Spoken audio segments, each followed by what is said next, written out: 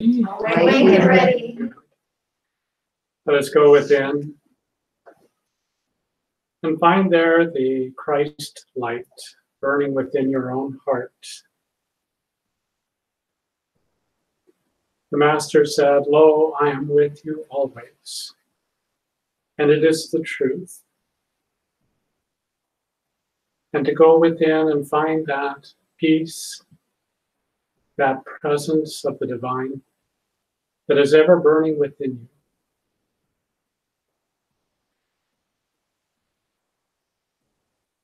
To so many it was given in parable, but to few it was given in truth and in reality. A living presence, a living intelligence, a living love that you can connect with, that you can become conscious of, and even one with.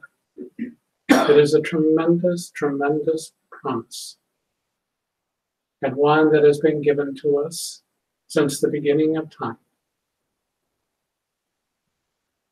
With that in mind, let us pray. O Heavenly Father, O Heavenly Father, Divine Mother, Divine Mother, beloved Jesus Christ, beloved Jesus Christ, Blessed Master, Blessed Master, dearest Mother, dearest Mother, saints and sages of all religions, saints and sages of all I religions, bow to all of you. I bow to all of you. Free my life from all obstacles, Free my life from all obstacles, and give me physical, mental, and spiritual development. and give me physical, mental, and spiritual development. Make my mind thy temple, Make my mind thy temple. make my heart thy altar, Make my heart thy altar. make my love thy home. Make my love thy home. Be thou the only King, Be thou the only King, reigning on the throne of my consciousness. reigning on the throne of my consciousness.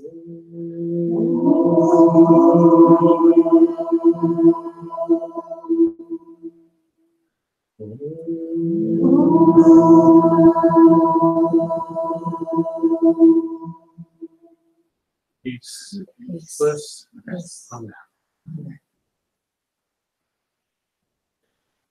Lovely to be with you this morning.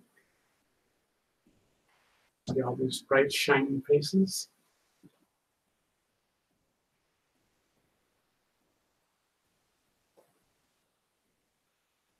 We have our new Cross and Lotus journal out, and the wonderful words of Mother. What is our purpose? It is an amazing thing that after 2,000 years, people in most parts of the world at this time every year wait in hushed expectancy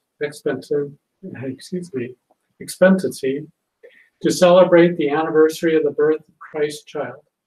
And wonderful is his name. If we would only hold him in our hearts for all times. We think many times that we are put here only for our own pleasure, but this is not so. We are put on this earth for one purpose, and that is to find our oneness with God, with the Christ who dwells in every man. This is not fallacy, this is fact. The Christ didn't dwell just in one body called Jesus 2,000 years ago, because he said, "Lo, I am with you always." He is the eternal intelligence, the eternal spirit, which is in every single man. Man is born the Son of Man. And gradually, if he will pick up his cross and follow the Christ, he too may become the Son of God. Because it also says, to all those who receive him, to them shall he make the sons of God. It didn't say just him, just Jesus, the man who became the Christ, but every single one. And in that statement alone, he gave hope to all mankind. It is an amazing thing that the prophecy of the coming of the Christ in the Old Testament, in the way that it is, and we take it as prophecy. But actually, it is not prophecy. It is the statement of the Christ in every man. And it is prevalent when the Old Testament was first brought into the world as something that mankind to read, to follow, to know. And this testament gave all of the rules, the regulations. It gave the prayers. It told about the travel that man must go through in search of the infinite, in his search for the Christ within himself. And it tells about the blood and of the darkness and of the perhaps bitterness, the terrible suffering that must be gone through for everyone as he picks up his own cross, which is his own body, to follow the Christ, for he might become his disciple. And yet, man, in this, as in everything else, down through the centuries, has placed his own interpretation upon these biblical scriptures. He has made up his mind of what he thinks is right. But the thing is that each one places his own interpretation upon the Word of God until, down through the centuries, this Word has been diluted. It is no longer the purity that it was before. It is no longer the truth that it was originally, as it was given to the men of God who sat in their secret laboratories meditating, trying to find out the true science of their own being. What greater adventure is there for man than he learned to go within his own temple, to pray unceasingly, as the Christ taught, and to find there the living God? Where is the adventure to equal all of this? When we once find that this wonderful thing happens to all of us, all of the things of time and space fall off, and we know that truly we are face to face with God in all of his glory, that we have this ecstasy, this bliss within our hearts, that there is nothing in a worldly sense which can compare to it. I venture to say, and some historians agree with this, that Jesus came not to establish a new religion, except in the sense of a new commandment that he gave, that you love one another and that you love your neighbor as yourself, but rather that he came because it was shown to him by God, his Father, to give the true meaning of the Old Testament, which has in it exactly the same thing,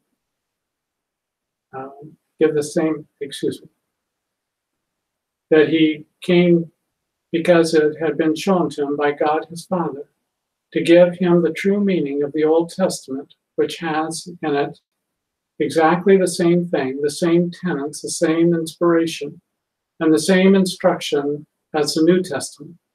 But man, as he has done everything else, has lost the truth. And Jesus came to reestablish it in the hearts of man. And because he did that, everyone who has placed their own interpretation upon it, said in the scriptures, rose up against him. And finally, he was crucified. But what a glorious fate, to be crucified that all men might know the truth and the true meaning of the teachings that are in the Holy Bible. Many people go by the Bible alone, but the Bible is not religion in itself. It is a product of a religion. Don't forget that. It is the product of a religion.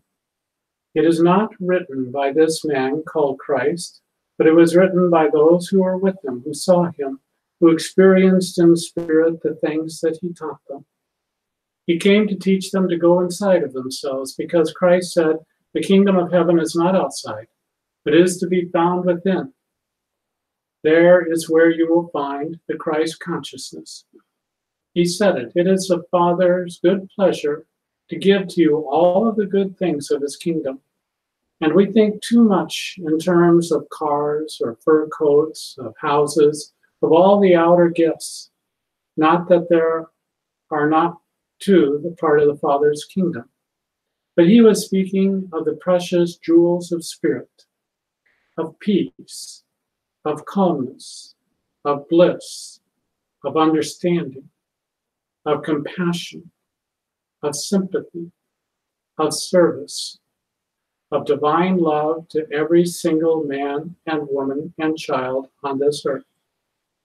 Do you think that this world would be in the state that it is if it truly were following, as we think we are, the teachings of Christ the Savior? Do you really think that we would be in such a state? I venture to say that this is not so, because you need only to reach out your hand to somebody in love, to open your arms and express that love, and they respond to it immediately.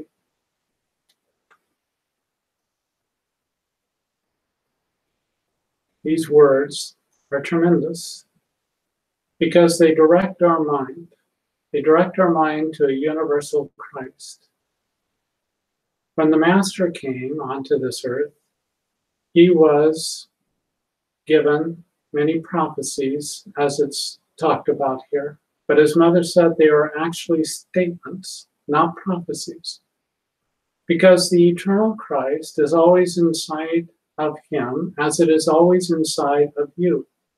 There's no question about that. Because down through time, whether you are from this country or another, because there have been many yogi Christs in India, anyone who puts their attention upon God within them, and particularly if they are taught the techniques, because it is very difficult to go by a hunt and peck kind of method. There are those who are intellectuals and they try to read about the scriptures and they try to read into history the truth that they are searching for. And it can be very many fascinating things that they discover and that they explore. But none of them are the universal Christ. They're done on the thought level. And you have to go beyond thought level, just as you have to go beyond the senses. You look out at this world, and so many people are living just for the senses. Unfortunately, it's a lovely tradition in many ways that Christmas we exchange gifts, but there's so much emphasis upon this. And oftentimes people become harried, they get distracted, they get anything but the peace of the season, because there is such a hurry to try to fulfill expectations of other people, because they want this and that and the other thing, and desire nature rise up, and it doesn't give peace. As the saying says, we have to remember the reason for the season. It is the Christ birth. Now, if we are just to go in pure historical terms, historians think that probably Jesus was born in the springtime, not in the wintertime. But as many religions before them, they adopted the religions that were prevalent at the time that the new religion came in. And because people celebrated the winter solstice, it seemed like that was a good thing to piggyback on because their traditions are important to them. And so they attached the new religion and spliced it onto the old one. And it makes it easier for people to swallow the new pill because it fits in with their traditions and their ideas. And actually, it's a very wonderful time because it is the darkest day out of the year if you're in the northern hemisphere. And because of that, you go through this very, very dark time, but also comes the solstice. And at the solstice, you enter into a time of gradual coming of the light. The days get longer and they get brighter. And gradually you get into springtime and then into summertime and you get into the fullness of it. So it's good to have a birth at this time of year. This is something that we can easily universalize, that it doesn't need to be like a local tradition. There's so many people who treat their own traditions, their own religion, almost like somebody who attends a particular high school or a particular football team or sports team or a team's country. And they just are enthusiastic about their own team. And they want them to win, and they think they're the only ones that are worthwhile, whether they play very well or not. And so this is the way that people treat their traditions and their religions. My religion is right, all others are wrong. Ramakrishna would say that somebody says, my watch is the only one that keeps the correct time. Everybody else's watch is wrong. And it is true. This is the way that we are. And then it feeds into pride.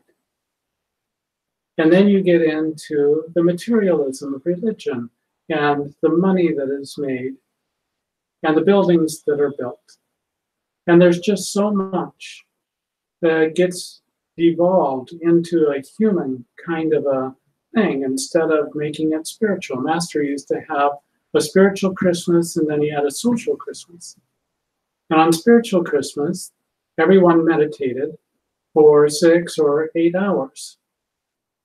And they went deep inside of themselves. And Master would oftentimes say, I see the Christ, because he would appear before his inner vision, or he would materialize into the room in a way that Master could see him in that moment. Perhaps others couldn't. But maybe if their eyes, maybe if their vision had been refined, if they had awakened in their third eye point. This is the true birth of Christ within you. And we love these stories. And there's nothing wrong with the stories in as far as they go, because they entertain us and they uplift us. I love the stories as well. But there's so much more than the stories, because it's not about a man 2,000 years ago. It's about the Christ inside of you, inside of me, inside of all of us. And it's about awakening to that Christ. So often, in years past, when I would approach into the Christmas season, I'd always have the most difficult time all the way up until the solstice. It was a real struggle, and it was a real battle that went on inside of me. And far from feeling the peace and the joy and the upliftment, it was just the opposite. And I was restless for God. I was restless for the birth of Christ to happen within me. And I didn't understand why it was taking so long, why it would delay itself. Why didn't it happen right now? And of course, this is the way that we want to be as aspirants, but it's also very difficult when you feel this tremendous stirring, this tremendous striving inside of you, and yet it doesn't seem like the results are coming, or they're not coming as quickly as you'd like them to. And that makes you even more stirred up inside. And there's a design behind this. It's not that God is being cruel by withholding himself, but it is like the seed that is inside of the kernel that is going to become a tree. And it has to grow, and it has to strive, and it has to grow some more until it breaks the outer shell. And when it breaks the outer shell, it means that it's strong enough, it's big enough to be able to survive outside of the shell. And so you are kept in a shell. You are kept encoded within your old behaviors and your old limitations. And you have to strive against it. And it's not God who's withholding himself from you. You have withheld yourself from God for eons, for generations. And now, just because we turn our mind to God, we think we should just have him like a snap, just like that. And it doesn't happen that way, because we have to get stronger inside of ourselves, and then we're tested. And those tests come. And we read about the stories where some saint is tested, and we think, well, I know the answer to that story. Why is he having such a tough time with it? And then it becomes our test. Well, that becomes something quite different. That's my life. That's my desire nature. That's my fear. That's my attachment. And we're in a real battle. We're in a real struggle. This is what all the scriptures are describing. But this birth comes. And it comes when we come to the point where we want God more than anything else in the world. Mother had this wonderful revelation that right within her own brain was the secretions from the Joseph gland and the Mary gland, from the pituitary and the pineal glands. And these secretions came together. Now, the two glands didn't come together, so it was a virginal birth. But this is the seed that begins. And then it begins to make its way through your nervous system. And this is the beginning, you see. This is the real birth inside of you. And you may not be aware of these secretions. You may not be aware of what's going on inside of you. But neither are we aware of so many other things that occur automatically within our own system. Fortunately, we don't have to know about these things. All we need is sincere desire, a sincere yearning in order to know God. So I used to go through these difficult times all the way up to the solstice. And my soul would cry out for God. In the beginning years, I would stay up much of the night and I would walk through the night. I would go out and go for long walks. One time the police stopped and wondered what I was about. I just said I was out for a walk, and they questioned me for some time and finally let me go on my way. But this is the restlessness that was in my own soul. And I just wondered, what is it that's beyond this shell, this thing? I can feel it. I can feel my own limitations. And it was maddening.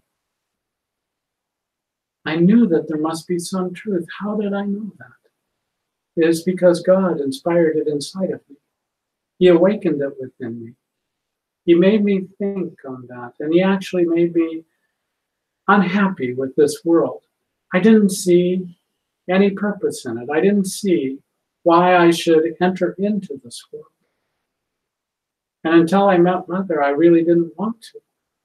And then she taught me about a balanced life. And so I lived in this world, but strove not to be of it. And that presents its own challenges.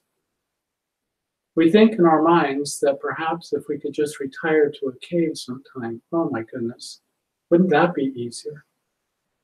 Well, I visited many caves, particularly when I was in India. They're not very hospitable, you know. Babaji's cave is still wonderful. It's filled with tremendous vibration. But it's also wet on the bottom. The guide who took us brought those blue rubber mats so that you could sit on them without getting soaked. And so it gets cold. There's no centralized heating. There's no cable, no television, nothing, no lights, anything like that. You live a very, very simple life. But more than all of that, you take yourself with you. So whatever it is that you have inside of you, whatever it is that you think you want to escape from, it all comes with you. All your thoughts, all your desires, everything. And you've got no distractions, nowhere else to go. I saw in the Vision magazine where they're inaugurating the cave where Papa sat, and he wrote In Quest of God. And it was after a year of traveling all around India. And he would write from midnight until 3 a.m. He had a kerosene lantern that he would see by. And so that's how it went. And I wanted to spend time in that cave. So I asked Swami Satchidananda's permission, and he gave it. And I traveled to Mangalore. And there's a cave there in the Kadri Hills. And it's not very well marked. That's what they're celebrating. They're going to put a plaque in front of it. And it wasn't very well kept. When I got there, there was glass all over the dirt floor. Somebody had broken. I think people went in there and probably had some drinking parties. And so there's an ashram nearby, and I went there and I asked them if I could borrow a broom. And so they graciously loaned me one. And I swept it all out, and I tried to make it as nice as possible. And Swami Satchidananda said it gets cold at night, so he'd given me orange wool covering that I could put underneath me and perhaps on top of me as well. But I sat and I meditated, and it grew dark, and I felt Papa there, in a sense, because he had inhabited that cave. And my mind was on him, and I was thinking about him. And it was perhaps late at night. It was maybe 1 or 2 o'clock in the morning, and suddenly I became aware there was some kind of movement in the cave. And so I had they call flashlight torches there. So I turned on my torch, and there was a whole herd of frogs that had been outside that were making their way into the cave. And so they weren't used to me being there, of course, so they were coming right at me. And most all of them negotiated their way around. One poor fellow, he didn't make me out exactly, and so he hit me right in the chest.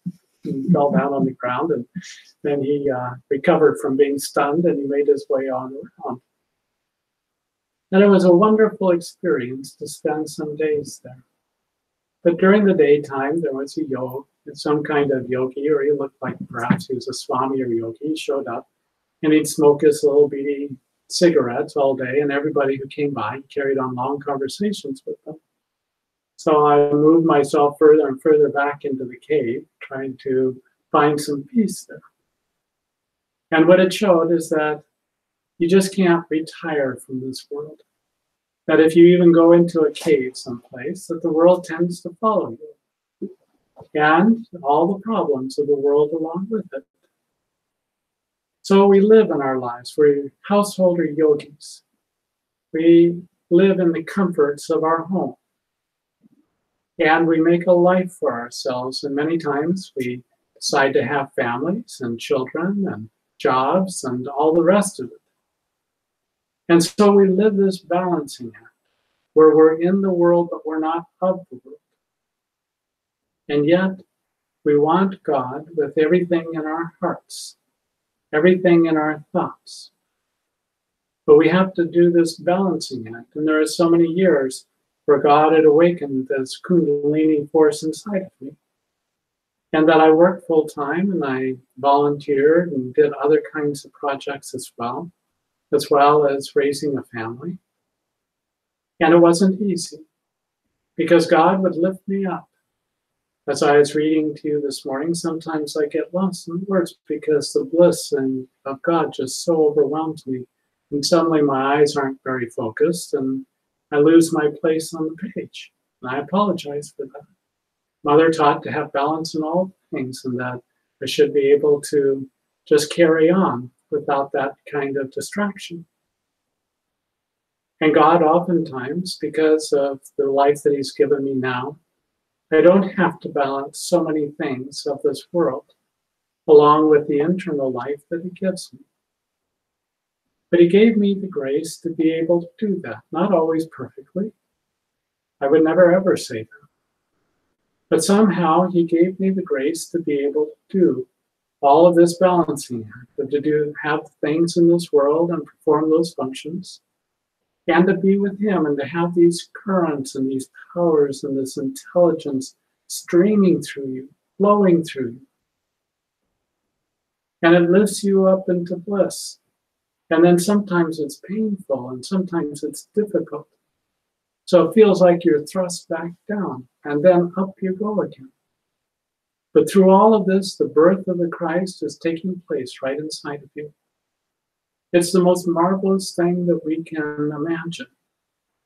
And when we cry out and we wonder why it's taking so long, we should remember, how long have we lived in separation from God? How many lifetimes? How many times have we wandered without ever giving God a second thought, much less the first thought? And so we have to wander for some time.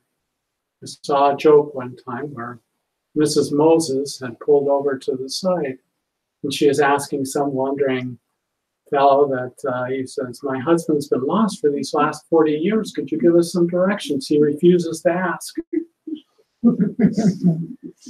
But this wandering in the wilderness for so many years, it's because as a tribe, not everybody had lived up to what God wanted for them. And so there is a punishment, and even Moses had not lived up to it all. And so this is the way that it is, because we don't live up to what God wants for us. We have to wander in the wilderness a bit.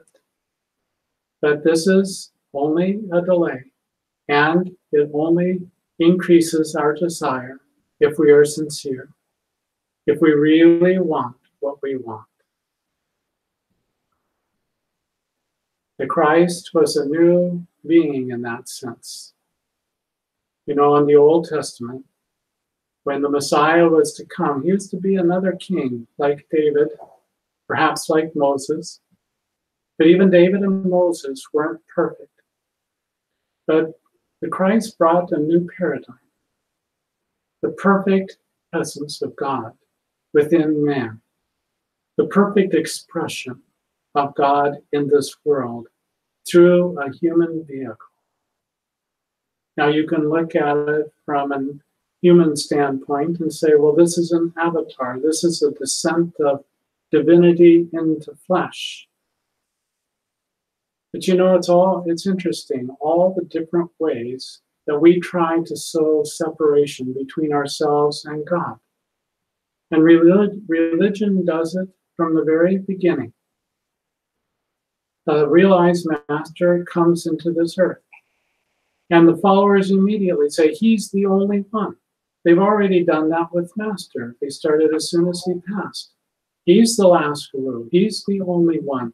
Don't ever think you can be like him. When his whole purpose was to say, let's rise up to God together. Jesus himself said, what I have done, you will do, and even greater things than what I have done, ye shall do. How much clearer, how much more explicit could he be?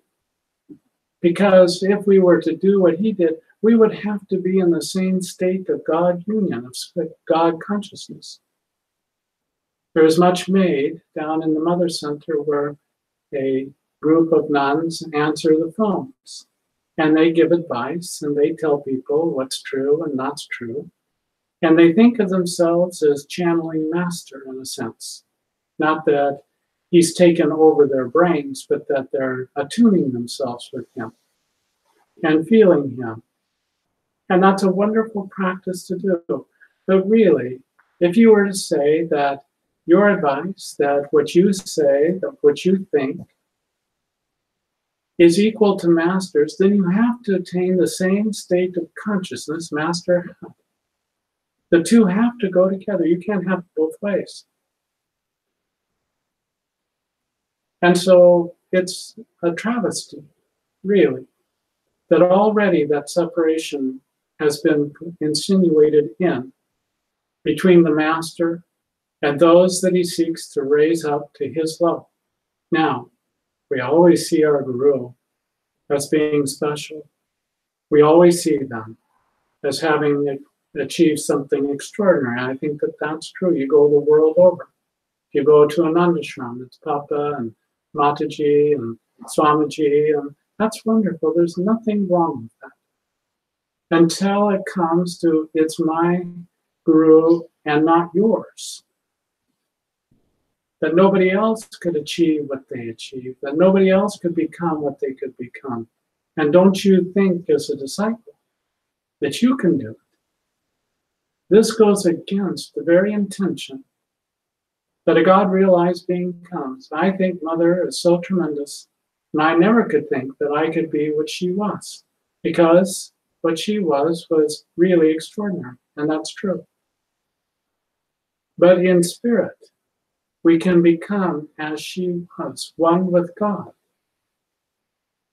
We can manifest that same intelligence, that same power. It was for that very purpose that she came. And so you can have it in both ways in that sense. That your own guru is very, very special, very extraordinary. And yet we should never sow in the seeds that none other can do and become as they became.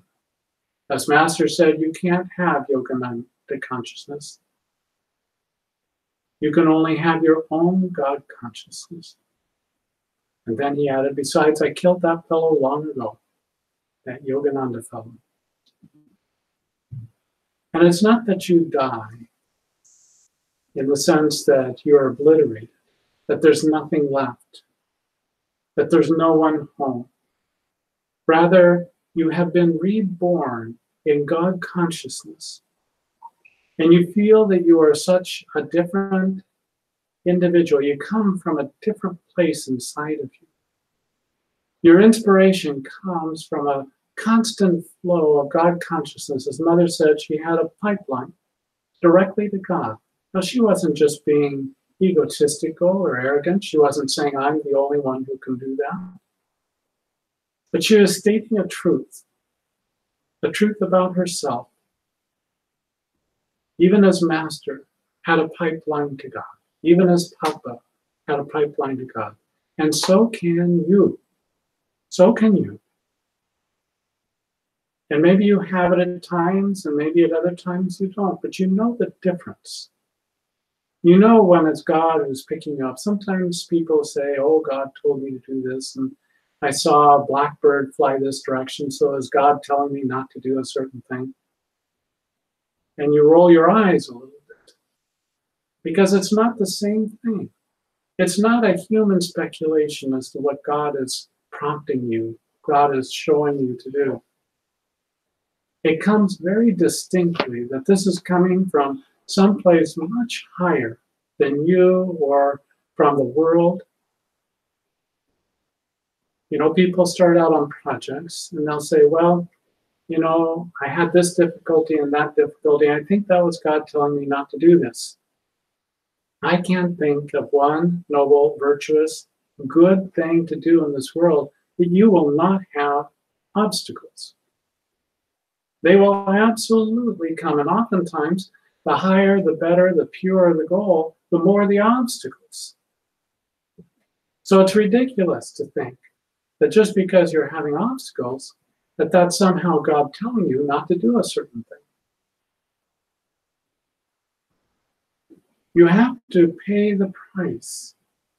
You have to go deep within yourself. You have to meditate until you contact God. Master used to say, I meditate until I contact God. I've made that vow to myself. And he continued to say that other people, where they leave off meditation, I'm just beginning. Because you have to invest the time. You really do. You have to go deep inside of yourself and go through the different obstacles, go through the different layers that you find that are residing inside of you. And unless you are willing to do that, you're not going to make real progress. You just look at your watch and you say, all right, half an hour has gone by, 45 minutes, whatever it is that you set for yourself, as if you put in your time.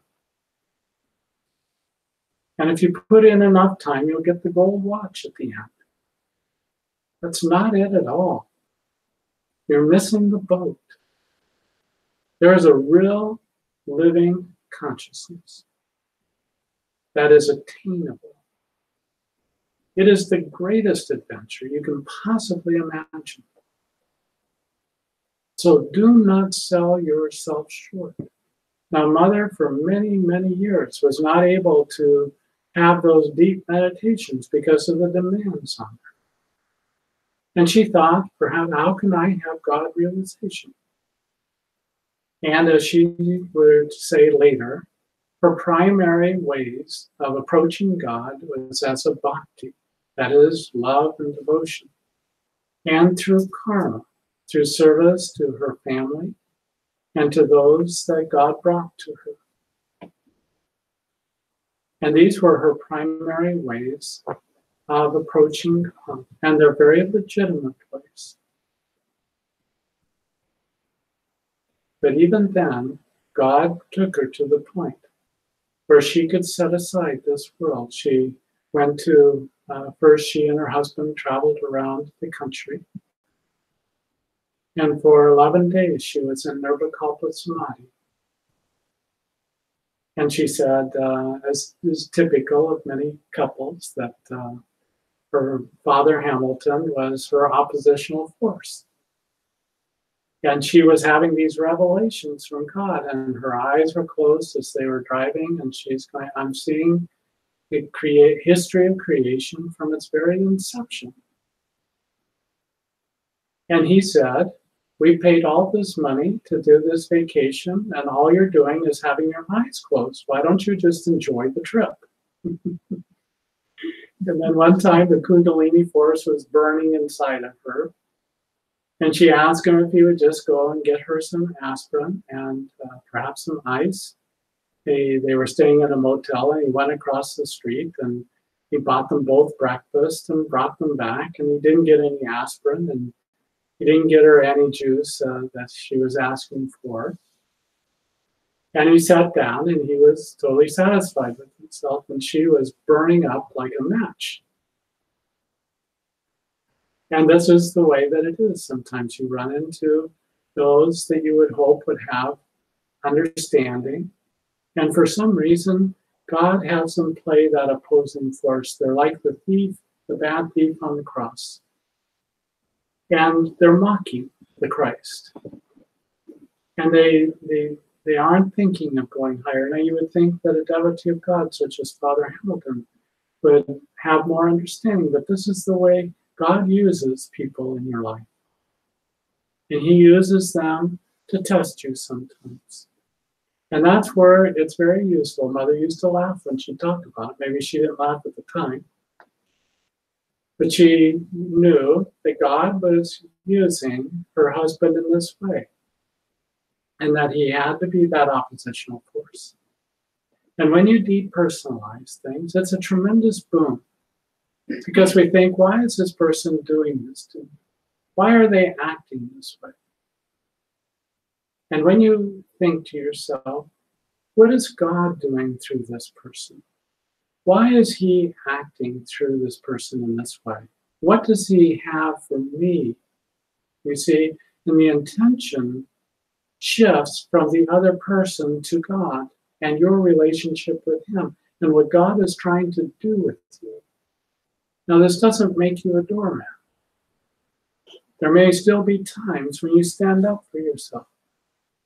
But your primary and your initial and ongoing thought is, this is God come to me in this form.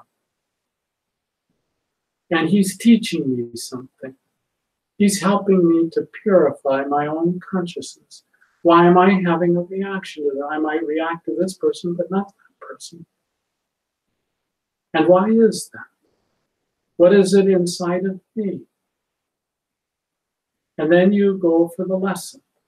You go for what that is. And when you get it, you're released from it. And oftentimes, those people, either they no longer bother you, or they just simply leave your life. And you've solved the problem. You've done what God intended for you to get out of a situation. Isn't that a marvelous thing? It really is. It's powerful when you enact it. Stop personalizing things. And start to reorient your mind. This is God who's come to me. This is God who is testing me, or this is God who is loving me, or this is God who is tempting me in some way. And when you make that connection directly, you short circuit all of the juice that would be coming if you personalized it. All of the drama, everything that would come about as a result of that. And instead of getting further and further enmeshed in this world, you become free of it. So when we're talking about the birth of the Christ in you, it's not just a single event. It is a process. But that when you put your mind, your heart, your soul, when you love your neighbor as yourself, when you love God more than this world, and God will go to work. He will be born inside of you, inside of your own consciousness. You will become aware of that divine presence. And that is the birth of the Christ inside of you. Mary is feeling nature. And feeling nature surrenders herself. And Joseph is reason. And he's thinking that perhaps he needs to put Mary away. And then he gets a revelation. It said that an angel came, and angels represent higher consciousness, higher thought. And so Joseph got this visitation from an angel. He had a revelation that this was perfect. and that he should go along with it, because God was guiding it and directing it all the way from the very beginning, and he surrendered himself to them. And so the very life of Jesus starts with surrender. And then that puts them onto a great adventure. And it takes them all the way to the nation of Egypt. So there are many, many aspects to this. But this is your story being told, your adventure that is unfolding. So personalize it, bring it home, make it your own. And God will give you the greatest adventure you can possibly imagine. Let us pray together. O Heavenly Father, O Heavenly Father, Divine Mother, Divine Mother, I feel the wonder and the beauty I feel the wonder and beauty of thy glorious presence of thy glorious presence in every part of my being. in every part of my being. My heart is bursting with my love for thee. My heart is bursting with my love for thee. I kneel in adoration at thy feet I kneel in adoration at thy feet and surrender myself to thee. and surrender myself to thee. Feel the power of thy perfection I feel the power of thy perfection surging in every cell of my body, surging in every cell of my body. my mind and my intelligence My mind and my intelligence are radiant with thy healing light. are radiant with thy healing light. My soul is filled with the ecstasy and bliss My soul is filled with the ecstasy and bliss my communion with thee.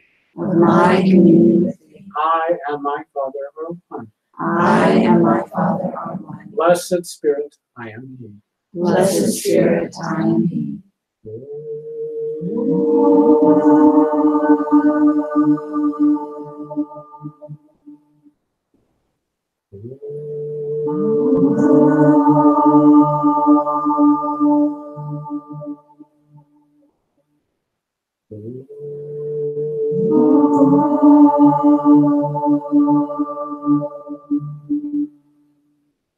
Peace, Peace, bliss, bliss. and arms. I bow to the great Christ light in you. I ask our Heavenly Father, Divine Mother, that they might awaken themselves in you, that the Christ child be born in you, that you might see his light, his glory, his love, his wisdom, and make it your own.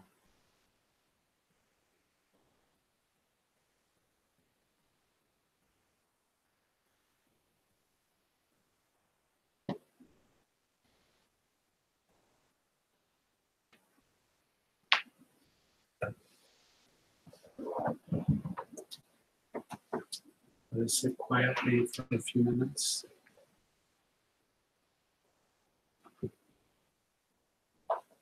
And focus on that living presence in your heart and your soul.